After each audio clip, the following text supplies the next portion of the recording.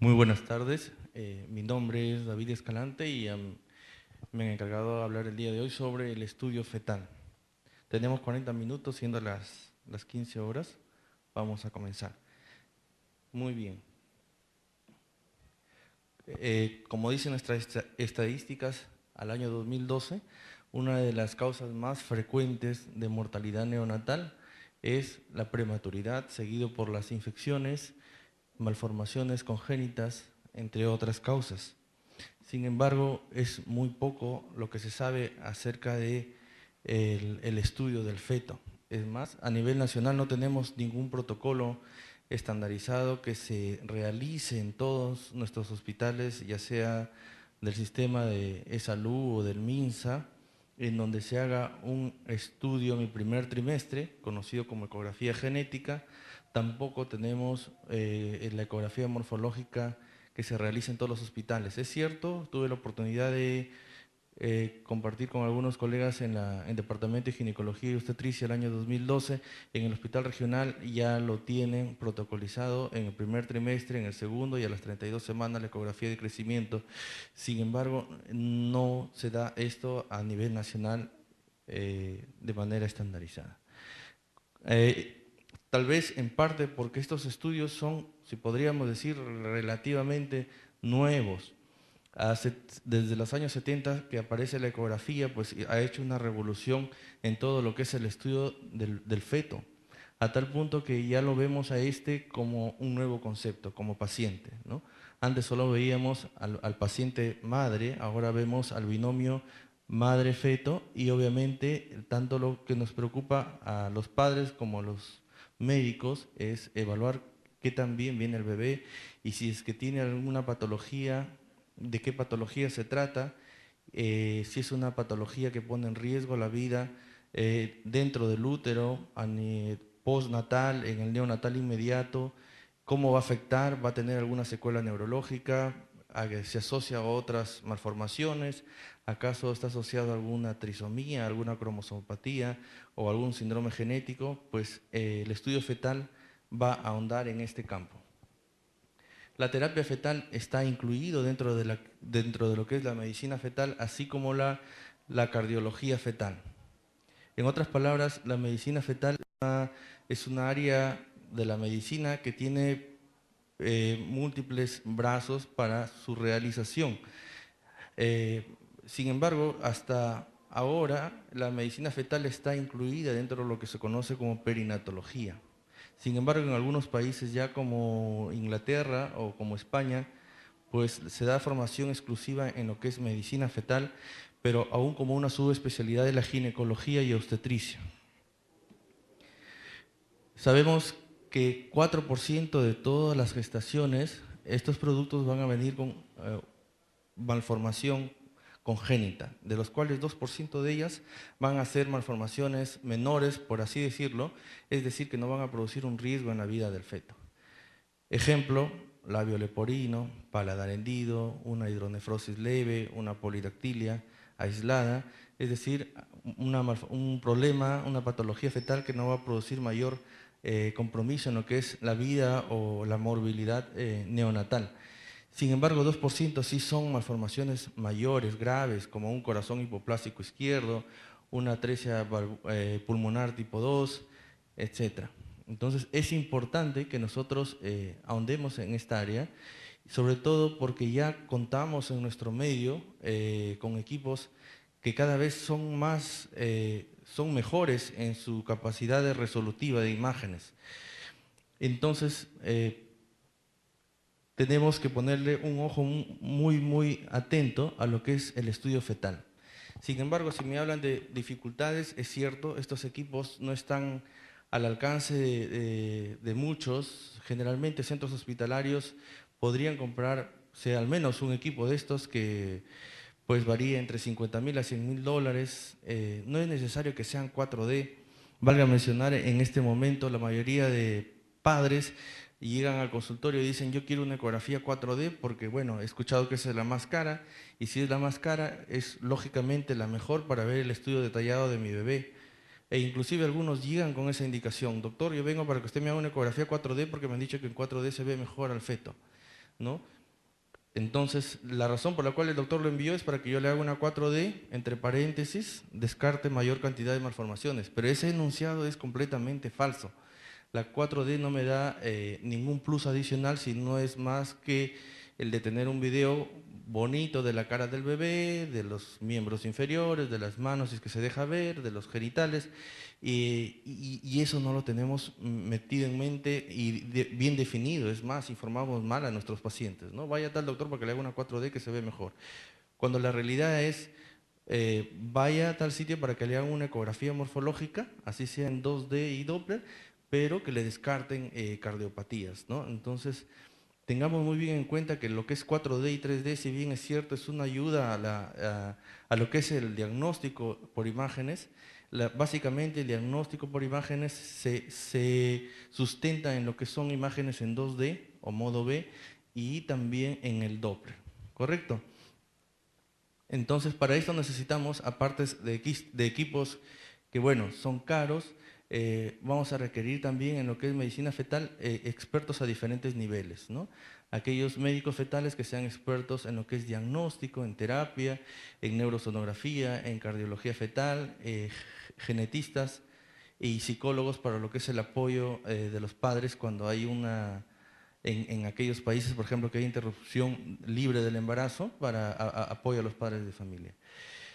Hay algo que recalcar bastante. La medicina fetal existe gracias a que diagnosticamos problemas. Si es que yo, pues, tal vez sé medir el diámetro biparietal, circunferencia cefálica, abdominal y fémur, y pienso que, bueno, sí conozco bastante de medicina fetal porque ya sé hallar el peso del feto y sé que está en cefálico derecho y que, bueno, escucho latido cardíaco al igual que la mamá, que está normal, y bueno, debido a esto soy un experto en medicina fetal, pues estoy completamente engañado, porque si estoy dejando de diagnosticar problemas, no tiene sentido estudiar medicina fetal.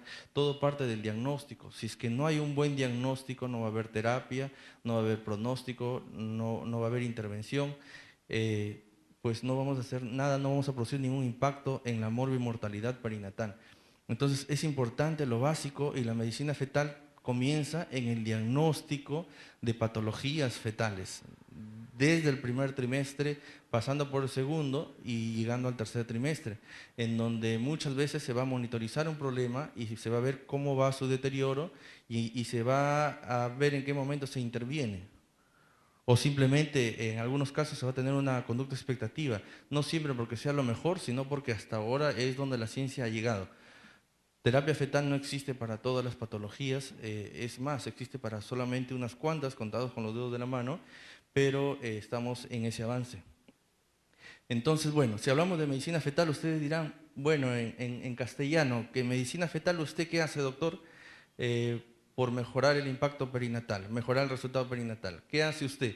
Bueno, lo que hacemos lo tienen ahí al frente. Hacemos una ecografía en el primer trimestre, en el segundo, en el tercer trimestre. También hacemos ecocardiografía fetal para el diagnóstico descarte de cardiopatías congénitas, obviamente, pues estamos hablando de vida intrauterina.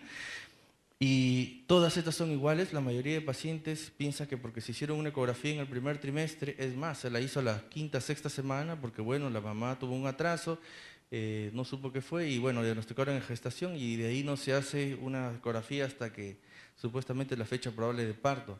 Y miren cuántos pasos, cuántos estudios no se realizaron. Y luego, pues, tenemos sorpresas.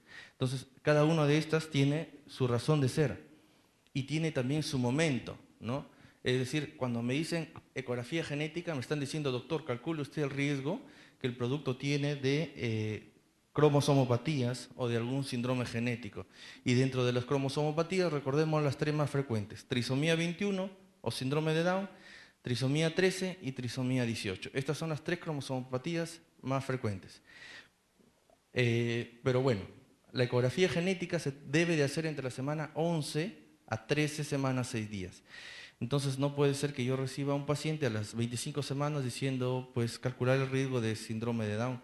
No hay una conexión lógica. La ecografía genética por excelencia es aquella que evalúa el riesgo de problemas cromosómicos. Es cierto, la ecografía del primer trimestre o genética también evalúa la anatomía, pero la anatomía no está completamente desarrollada en el primer trimestre, por lo tanto no puedo hablar, por ejemplo, que voy a descartar una tetralogía de Fallot, que voy a descartar una polidactilia o una displasia esquelética en el primer trimestre, porque estamos en etapas muy tempranas para hablar de descarte o diagnóstico de este tipo de patologías. Bueno, ¿y qué hacemos para hablar y calcular el riesgo de problemas cromosómicos? Dicho sea de paso, la mayoría de pacientes llega y dice, bueno, doctor, vengo para que me descarte síndrome de Down. Entonces tenemos que explicarle un momentito, el día de hoy no vamos a descartar síndrome de Down, tampoco vamos a diagnosticar síndrome de Down. Los padres dicen, entonces, ¿a qué he venido? Bueno, usted ha venido para ver el riesgo de síndrome de Down. Este es un examen de screening. Entonces, tenemos que explicarle que la ecografía genética no es un test diagnóstico. O sea, no es un test que dice si tiene el feto esta enfermedad o no tiene. Es una prueba de screening. Nos habla de probabilidad, de riesgo, ¿no? Obviamente tiene una tasa de detección utilizando todos los marcadores ecográficos que son hasta el momento 4 y 2 marcadores bioquímicos de hasta el 90%. Junto obviamente con la edad materna, que es el riesgo basal. Entonces, es muy importante aclarar esto, porque es más, yo lo suelo escribir en los informes, porque si es que en algún momento, y se ha visto, los marcadores ecográficos están bien, los bioquímicos están bien, es una mamá joven de 18 años, pasa exitosamente, contenta su ecografía el primer trimestre, el segundo, el tercero, sale el bebé y nace con trisomía 21. ¿Qué pasó? Escalante se equivocó, él me dijo que no tenía síndrome de Down. Mentira, yo nunca le dije que no había síndrome de Down. Es una prueba de screening, ¿ya? Es una prueba de screening. Entonces, es muy importante que dejen claro eso y que lo dejen escrito, porque podrían tener algún problema legal secundario a eso. Entonces, y digo, ¿por qué no es diagnóstico? Por la sencilla razón de que en la ecografía no veo cromosomas, no veo genes, o ustedes lo ven en esas imágenes, al menos yo no lo veo. Ni siquiera puedo ver una célula para decir, allí ese bebé tiene tantos cromosomas. Por lo tanto, no sirve para diagnosticar cromosomopatías, pero sí sirve para valorar riesgo. ¿Y por qué digo que sirve para valorar el riesgo? Porque para eso uso marcadores ecográficos de problemas cromosómicos. Dentro de los dos más destacables tenemos la translucencia nucal, que es el flujo que hay entre el tejido celular subcutáneo y la piel, es el espacio más grande que hay detrás de la nuca y que va a estar asociado, es proporcional. A mayor translucencia nucal, mayor riesgo de problemas cromosómicos. Igual, el otro marcador es el hueso nasal. Cuando el hueso nasal está ausente, como en este caso de la foto, del video inferior, va a ser mayor el riesgo de problemas cromosómicos. ¿Por qué? Porque, por ejemplo, los niños, los fetos con síndrome de Down, demora la osificación del hueso nasal a esta edad gestacional. Entonces, muchas mamás, veo el hueso nasal, tengo que, bueno, desafortunadamente decirle que les sugiero que realicen el cariotipo fetal porque, bueno, hay un riesgo alto de problemas cromosómicos. Luego vienen a la semana 20 porque todavía están masticando la idea, el esposo dice que no, que probablemente pues, o el doctor Z le dijo que estaba bien el hueso nasal. Vienen a la semana 20 y obviamente yo mido pues 3 milímetros de hueso nasal. Le digo, acá está. Entonces está bien el hueso nasal. Usted no lo vio en el primer trimestre, pero ya está ahí. Entonces lo que me dijo no vale. Falso.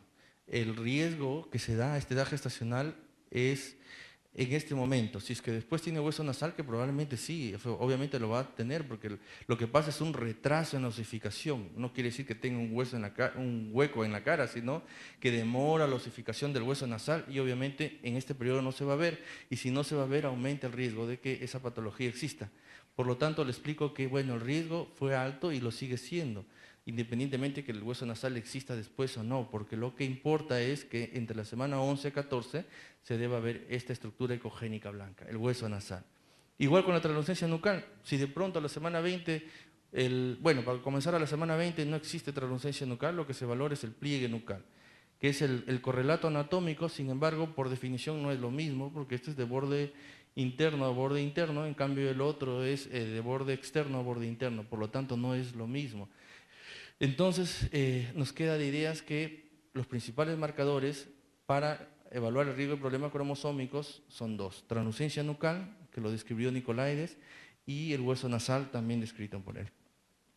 Como marcadores complementarios tenemos una vena de aproximadamente 1 milímetro de diámetro que drena en la vena cava inferior, que se llama ductus venoso, que lo vemos así, con aliasing le decimos los ecografistas, es decir, como una zona brillante, ¿no? Que no es sino otra cosa que la continuación de la vena umbilical, y que cuando tiene un flujo, este espacio amarillo que se pinta acá, es decir, entre cerrito y cerrito, entre onda y onda, esta meseta, si no es positiva, sino reversa, nos va a implicar mayor riesgo de problemas cromosómicos. Igual, cuando ponemos nuestro Doppler pulsado en la válvula tricúspide, si vemos una regurgitación tricuspidia, como en este caso, mayor de 60 centímetros por segundo y mayor de 50% de este espacio, de la diástole, vamos a estar hablando de que, bueno, sí, hay mayor riesgo de problemas cromosómicos. Sin embargo, estos marcadores son secundarios. Los principales son los dos primeros. Y valga mencionar en este momento que de estos 4 marcadores, 3 también catalogan por ser marcadores para cardiopatías. Es decir, cada vez que yo veo una translucencia nucal aumentada, voy a estar pensando, este feto o tiene algún problema cromosómico, o tiene una cardiopatía, o tiene las dos cosas. Cuando veo un ductus venoso, igual. Cuando veo una regurgitación tricuspidia, también. Repito, no me va a estar diagnosticando una cardiopatía, no me va a estar diagnosticando síndrome de Down o problemas cromosómicos, pero sí me va a estar sugiriendo que eleva la probabilidad. ¿Ok? Entonces, si es que me eleva la probabilidad, depende de cuánto así me eleve, y para esto existen algoritmos, obviamente. Bueno, repito que acá en Perú todavía estamos creciendo en esta área. En otros países ya existe personal calificado que hace este tipo de estudios, y obviamente equipos distribuidos a nivel nacional en donde ya se le puede dar un riesgo a una mamá, y en donde ya hay un punto de corte. Es decir, se le dice a la mamá, el riesgo de que tu bebé tenga problema cromosómico es de 1 en 20. Y es un riesgo alto, porque cualquier riesgo mayor de 1 en 100 se considera riesgo alto, y por lo tanto te sugerimos hacer el cariotipado fetal, ya sea por amniocentesis o por biopsia de vellosidades coriales, dependiendo de la edad gestacional. Entonces la mamá escoge, o simplemente dice, no, yo no deseo hacer ningún test, cualquier problema que tenga el bebé, pues no me interesa, no deseo hacer este test, porque estos test son invasivos y bueno, hay riesgo de 1% de perder al bebé, de aborto secundario al procedimiento. Entonces, ya se calcula un riesgo en forma matemática. Hay algoritmos que nos permiten calcular eso en base a la edad gestacional, a los marcadores ecográficos y a los marcadores bioquímicos de cromosomopatías. Pero bueno, aparte del screening de aneuploidías, la ecografía genética, que repito, se tiene que hacer entre la semana 11 a 13 semanas, 6 días, no solamente es la única utilidad de esta ecografía, es el periodo en donde nosotros debemos definir cuando son unas gestaciones dobles, triples, cuádruples, es decir, gestaciones múltiples. Es en este momento en donde nosotros debemos definir la corionicidad, es decir, cuántos fetos comparten una sola placenta, o si los fetos cada uno tiene su saco con su placenta. En otras palabras, definir si son bicoriales biamnióticos, es decir, tienen 2 placentas, 2 sacos, en este caso porque, bueno, vemos acá el signo lambda, es decir, hay 2 placentas y 2 sacos.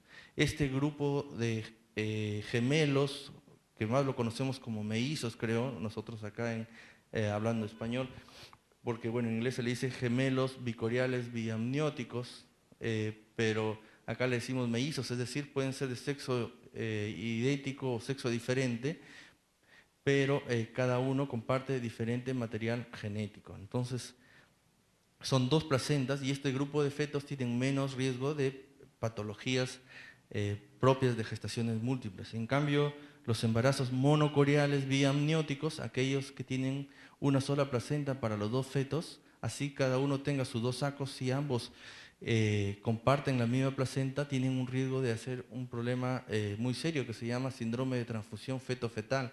Es decir, que ya en el segundo trimestre tardío a tercer trimestre podría comportarse un feto como feto bomba y otro como feto receptor. Uno le transfunde sangre al otro, llegando a ser en un punto determinado severo este fenómeno, que corre la vida, aumenta el riesgo de mortalidad y morbilidad de uno o de ambos fetos.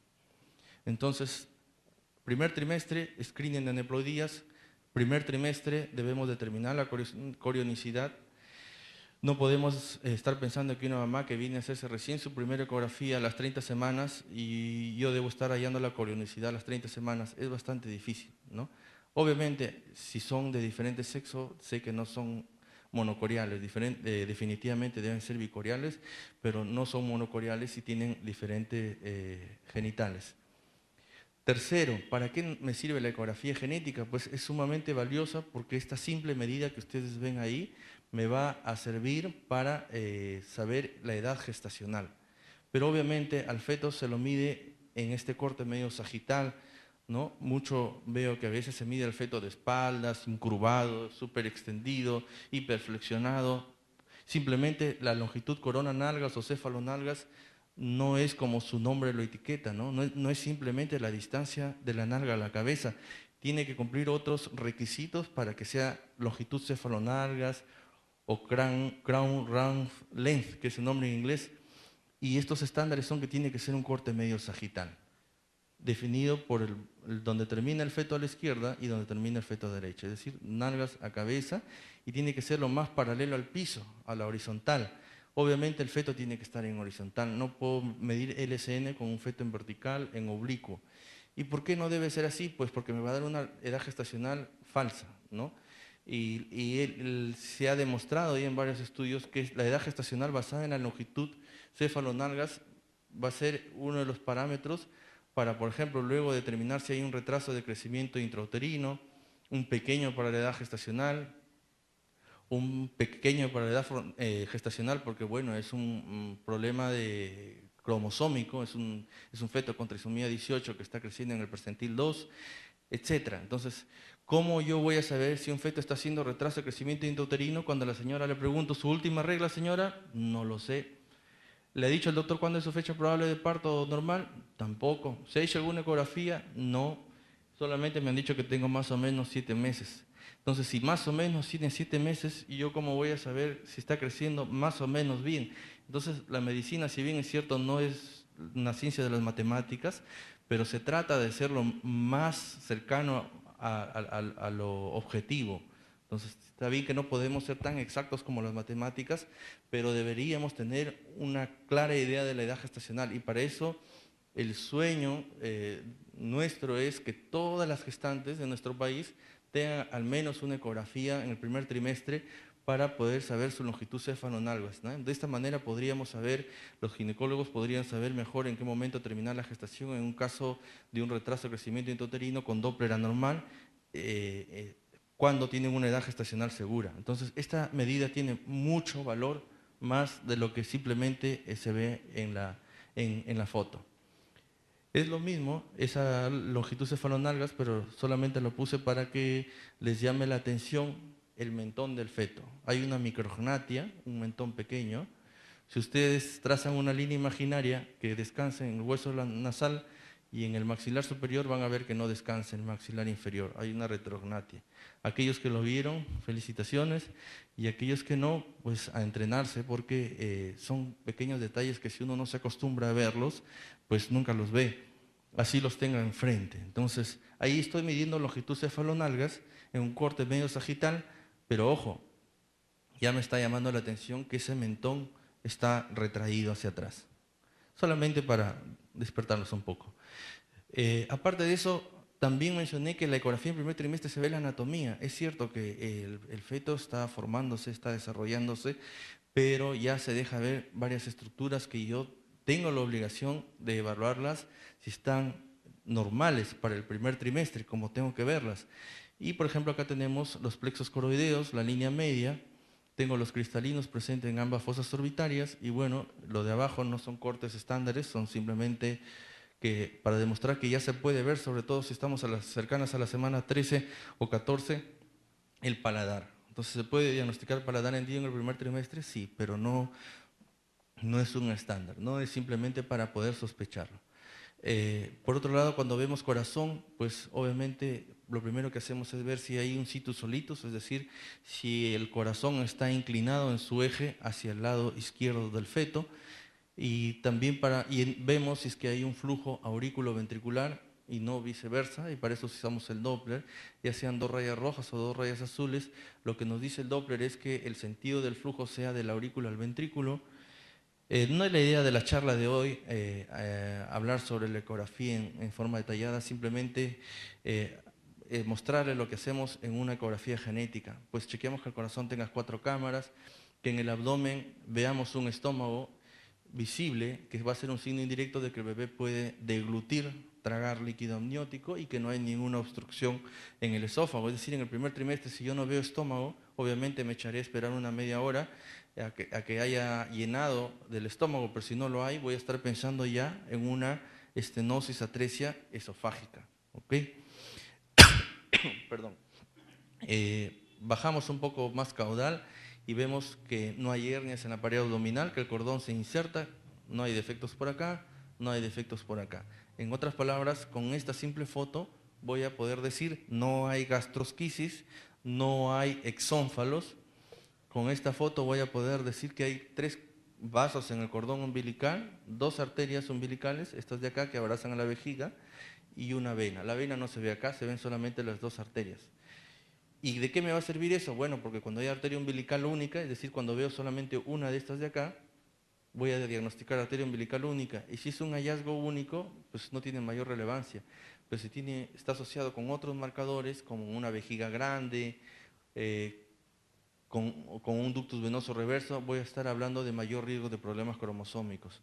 Y la arteria umbilical única también se asocia 10% de retraso de crecimiento intrauterino. Si bien es cierto, en el primer trimestre es bastante difícil la visualización de los riñones, pero las arterias renales nos ayudan indirectamente a señalar dónde están los riñones. Ya vamos media hora, nos faltan 10 minutos. Vamos a avanzar un poco más. Las extremidades también pueden ser visibles del feto en el primer trimestre en sus 3 porciones. Brazo, antebrazo, mano, muslo, pierna, pie. Se tiene que tomar de ambos miembros inferiores por separado para no estar hablando del mismo y reportando que se ha visto los dos. Entonces, pero la mayoría dice, pero cuando llegan al consultorio, doctor, pero mi bebé tiene cabeza, tronco, abdomen, extremidades, ¿por qué tiene que estar revisando usted? Bueno, porque no todos los fetos son normales, ¿no? Porque hay algunos fetos malformados, varios se ríen, piensan que cuando yo le digo la mano derecha, la mano izquierda, eso está sobreentendido, ¿no? No se esperan que haya 3, 4 manos. Yo tampoco, pero hay malformaciones como las que vemos a la izquierda o a la derecha, que son defectos de la pared abdominal.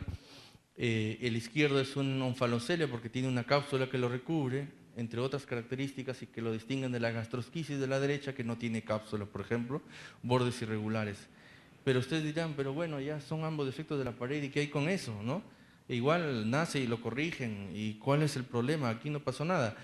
Pues sí, sí pasa, porque los onfaloceles, la mitad de ellos, así se resuelvan, se asocian a problemas cromosómicos, como T21, como T13, la imagen de la izquierda me refiero, ¿no? En cambio, las gastrosquisis generalmente son problemas que vienen aislados, no vienen asociados a otras malformaciones y tampoco se asocian a problemas cromosómicos. Por lo tanto, en el segundo, mi consejería va a ser un poco más alentadora y tranquilizadora. En cambio, en la primera no. Entonces, es muy importante distinguir de qué tipo de defectos estamos hablando. Y obviamente dependerá también el tamaño del defecto y qué vísceras contiene el defecto. Si tiene intestino, si tiene hígado, el pronóstico es peor. Exónfalos grandes, buen pronóstico. Exónfalos pequeños, mayor riesgo de problemas cromosómicos. ¿De qué vale que le hagan un cierre correcto de la pared abdominal una vez que nace el bebé si el bebé tiene otro problema cromosómico que ni siquiera esté 21, sino otra trisomía o una deleción que probablemente el feto muere en las primeras horas? Entonces no le puedo estar ilusionando que el feto va a tener que ser operado por un cirujano pediatra cuando yo sé que es un exónfalos con una translucencia nucal aumentada, un ductus venoso reverso, y hay un problema de fondo que es más serio que el mismo exónfalos. Las megavejigas, aquellas vejigas que miden más de 7 milímetros igual, son otro marcador de problemas cromosómicos. Si bien es cierto, no son de tanto peso como la translucencia nucal, el hueso nasal, pero megavejigas más de 14 milímetros me van a estar hablando de problemas renales, entre 7 a 14 milímetros me van a estar hablando de problemas cromosómicos. Espina bífida también pueden ser vistas en el primer trimestre. Bueno, avancemos un poco más. en el primer trimestre también se hace el screening de preeclampsia. Hasta no hace mucho, por no decir un año, se hacía solamente en el segundo trimestre. Y que bueno, sí, es bueno el screening de preeclampsia porque me permite detectar aquel grupo con mayor riesgo de preeclampsia severa temprana, es decir, antes de la semana 34. Sin embargo, este excelente screening que hay en el segundo trimestre y que no lo debemos dejar de lado, no me permite tomar una medida profiláctica porque está bien. Me felicito por saber quiénes son las mamás que tienen mayor riesgo de preeclampsia severa temprana, pero ¿hago algo para evitar eso, para mejorar el pronóstico de ellas? Pues no, no hay estudios que sostengan esto. En cambio, en el primer trimestre, lo que me va a permitir distinguir este grupo de alto riesgo es poder dar la aspirina hasta antes de la semana 16 y con ellas hacer el seguimiento en el segundo trimestre y en el tercero y ver que sí, de este mayor grupo que te iba a tener preeclampsia, aquellas que tomaron aspirina, pues no lo desarrollaron. Entonces me permiten hacer algo evitando esta patología, ¿no? Una medida profiláctica. Entonces se debe realizar entre la semana 11 a 13 semanas, 6 días, el screening de preeclampsia. Pero claro, no vayan a pensar que el screening de preeclampsia es solamente medir la resistencia de las arterias uterinas. No.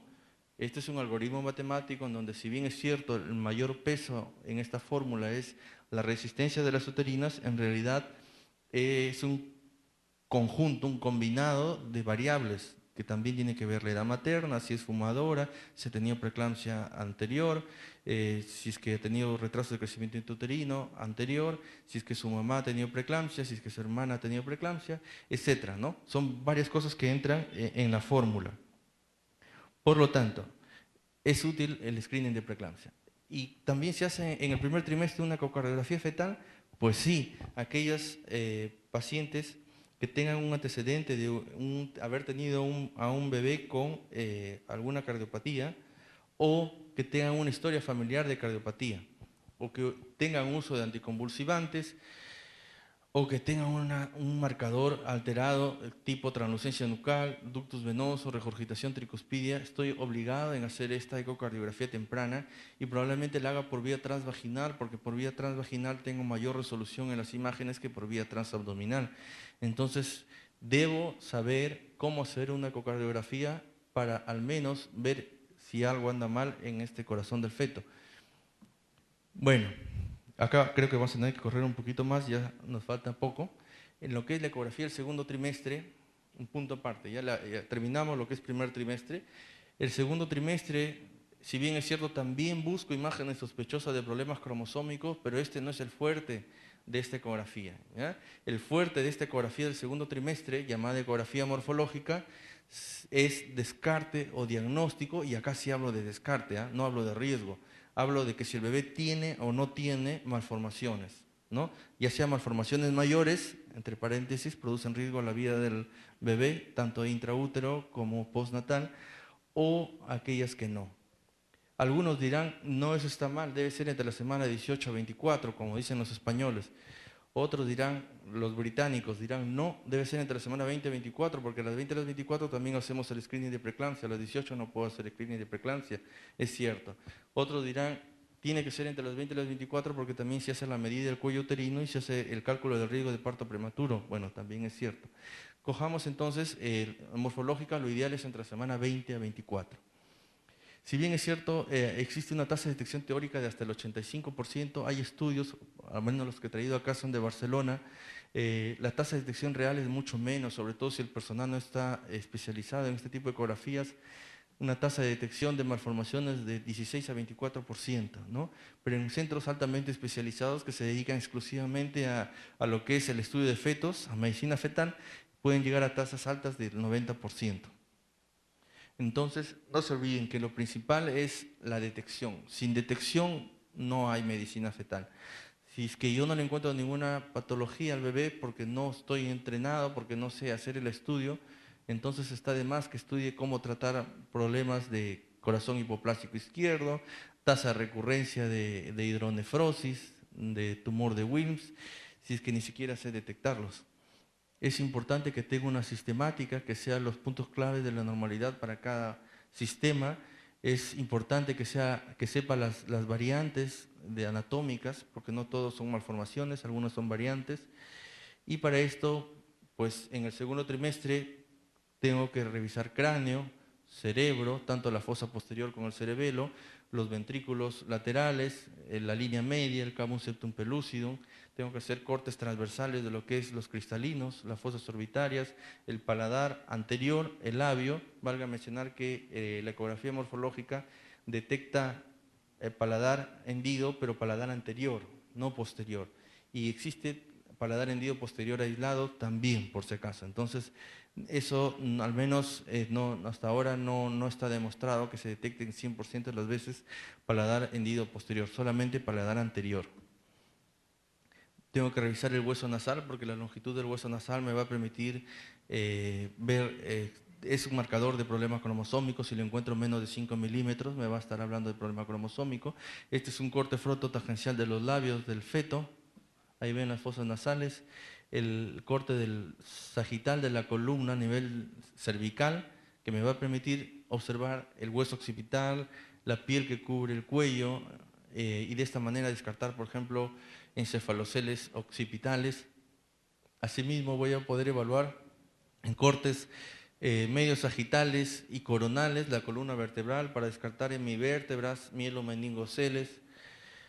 Igual si me lateralizo en un plano parasagital voy a poder ver ambos riñones y lo voy a poder complementar con la vista de las arterias renales al Doppler, ya sea Doppler poder o Doppler color, y también evaluar las pelvis renales para descartar hidronefrosis, ya sea unilateral o bilateral. Voy a poder ver en un corte coronal el diafragma, que me va a estar diciendo de acá hacia allá deben estar las vísceras torácicas, de acá hacia allá deben estar las vísceras abdominales. Por tanto, yo no puedo estar mirando un estómago en esta área, en el tórax, ni tampoco un corazón en el abdomen, ¿no? Tengo que comprobar la integridad del diafragma y obviamente descartar hernias diafragmáticas, ¿no? Y bueno, la parte más interesante, al menos desde mi punto de vista, es el corazón, que es un tema apasionante. El corazón en realidad dentro de lo que es la medicina fetal es un capítulo aparte, ¿no? Pero a modo de repaso en lo que es la ecografía morfológica, tengo que demostrar que estén los dos pulmones, el corazón con sus 4 cámaras y sus diferentes cortes. 3 vasos, salida de la aorta, salida de la pulmonar, tamaño de los grandes vasos, que el septo interventricular esté íntegro, que no haya comunicación entre los dos ventrículos para descartar comunicación interventricular. Y de paso que mido la circunferencia abdominal, pues ver la presencia de estómago por las razones que ya expliqué, que no haya focos ecogénicos en hígado, que no haya gastrosquisis ni onfalocele, viendo la inserción del cordón en el abdomen.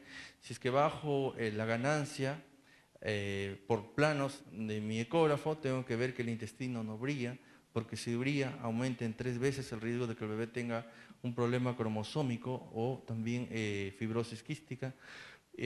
Tengo que verificar que el cordón tenga 3 vasos, como lo hice en el primer trimestre, y obviamente los genitales. Pero no tanto los genitales para ponerlo en el Facebook o para darle la noticia a los papás, sino para ver, por ejemplo, si es un varón, si hay la existencia de hipospadias, epispadias, es decir, verificar que el canal uretral termine en su sitio normal,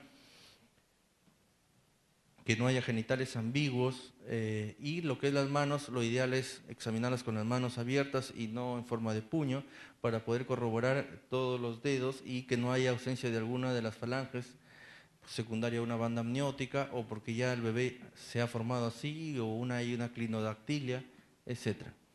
Por otro lado, igual las extremidades inferiores para descartar tálipes o equinovaros o pies sambo, que le dicen. También se puede ver las plantas de los pies. Ahora ustedes dirán, ¿y qué patología se puede ver en el segundo trimestre? ¿De qué vale que yo haga todas esas fotos? Pues puedo diagnosticar problemas como espina bífida.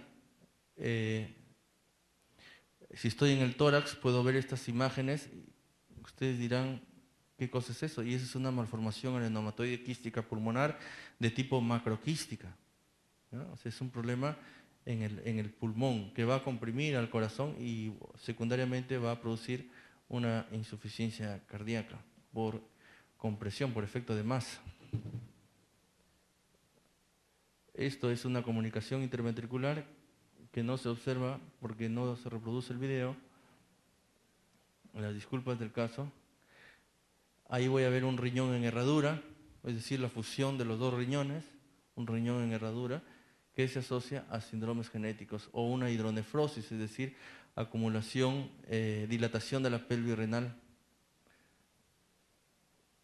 En el segundo trimestre se comenzó haciendo el screening de preeclampsia y se demostró que sí, el medir el grado de resistencia a las arterias uterinas combinado con otras variables nos permiten distinguir aquel grupo con riesgo de mayor presentación de preeclampsia severa antes de la semana 34. Entonces, es aún útil. También hacemos el screening de parto prematuro midiendo la longitud cervical. ¿Por qué? Porque pues muchas veces me paso toda la hora examinando al feto cuando de pronto no he medido el cuello uterino, y cuando vamos a medir el cuello uterino, otro doctor tiene la agudeza de medirlo, pues se da cuenta que tiene menos de 15 milímetros, es decir, es bastante corto y tiene mayor riesgo de parto prematuro. Entonces, puedo evitar eso si es que estoy observando lo que está enfrente a mis ojos y no lo paso por alto. Y obviamente la ecocardiografía fetal por excelencia se realiza en el segundo trimestre. Creo que tampoco tiene los códex para este video. Igual ya estamos sobre la hora. La evaluación genética es definitivamente uno de los brazos de la medicina fetal, porque nos va a permitir distinguir qué tipo de problema cromosómico, qué tipo de síndrome genético, si es una delesión, una translocación equilibrada o no, etcétera. Y nos va a permitir saber un poco más acerca del pronóstico. En lo que es la ecografía de crecimiento de Doppler, básicamente lo que quiero enfatizar que se debería realizar en el sexto, séptimo y octavo mes, es decir, a la semana 28, 32 y 36. Se conoce como ecografía Doppler, sobre todo les va a llegar a su consultorio como ecografía Doppler, pero no es sino otra cosa que evaluar el crecimiento fetal, pero no solamente viendo qué tanto pesa y en qué percentil está, sino compararlo al percentil que estuvo semanas antes y compararlo con los otros controles que vienen posteriormente. Y no solamente eso, sino ver el Doppler, o sea, ver cómo va la perfusión placentaria en esas uterinas, cómo va la perfusión sanguínea en la arteria umbilical. Tampoco reprodujo el video de abajo, que era la arteria umbilical. Asimismo, ya cuando hay algún compromiso de los dos anteriores, es decir, si el peso no va bien, está como un pequeño paredaje estacional con alguna de las arterias alteradas, ya sea la uterina o la arterina en la umbilical, ya tengo que ir hacia territorios vasculares más allá que me pueden definir lo que es una hipoxemia establecida, como una arteria cerebral media, un istmo aórtico con IP aumentado o flujo reverso, un ductus venoso, e inclusive ya cuando estamos en etapas en donde se altera el perfil biofísico, hay oligohidramios, es decir, no hay un adecuado bienestar fetal, hay un riesgo aumentado de hipoxia y por no decir hay un riesgo ya de acidosis, tendré que complementar el estudio ya no solamente con ecografía, sino con un test no estresante. ¿Alguna pregunta al respecto?